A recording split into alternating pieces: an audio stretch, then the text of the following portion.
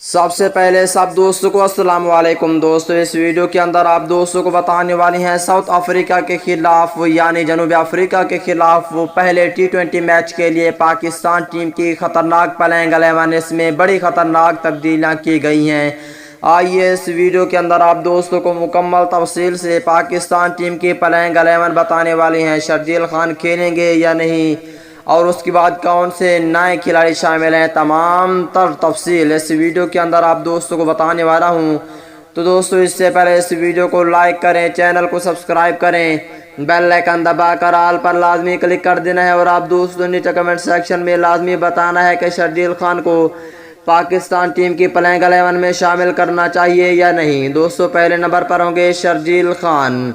अगर दूसरे नंबर की बात कर लेते हैं दोस्तों, जनूबी अफ्रीका के खिलाफ पहले T20 मैच के लिए दूसरे नंबर पर होंगे बैक हिटर आसिफ अली और तीसरे नंबर पे न्यू टैलेंट खिलाड़ी हैदर अली को रखा गया है। अगर चौथे नंबर की बात कर लेते हैं तो दोस्तों जनूबी अफ्रीका के खिलाफ चौथे नंबर पर होंगे बाबर आजम, कप्तानी भी यही करेंगे और पांचवें नंबर पे प्रोफेसर मोहम्मद हाफिज को रखा गया है। अगर छठे नंबर की बात कर लेते हैं तो दोस्तों छठे नंबर पर होंगे पाकिस्तान टीम के विकेट कीपर मोहम्मद रिजवान और ओपनिंग भी बहुत ही अच्छी कर लेते हैं। अगर सातवें नंबर की बात कर लेते हैं तो दोस्तों जनूबी अफ्रीका के खिलाफ पहले T20 मैच के लिए सातवें नंबर पर होंगे मोहम्मद नवाज और आठवें नंबर पे वाइस कैप्टन शादाब खान को रखा गया है।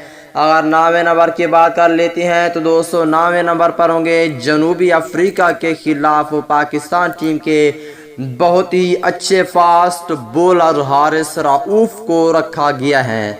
अगर 10वें नंबर की बात कर लेते हैं तो दोस्तों जनूबी अफ्रीका के खिलाफ T20 सीरीज के लिए 10वें नंबर पर होंगे फास्ट बॉलर हसन अली और अगर 11वें नंबर की बात कर लेते हैं तो दोस्तों जनूबी अफ्रीका के खिलाफ T20 सीरीज के लिए 11वें नंबर पर होंगे फास्ट बॉलर मोहम्मद हसनैन।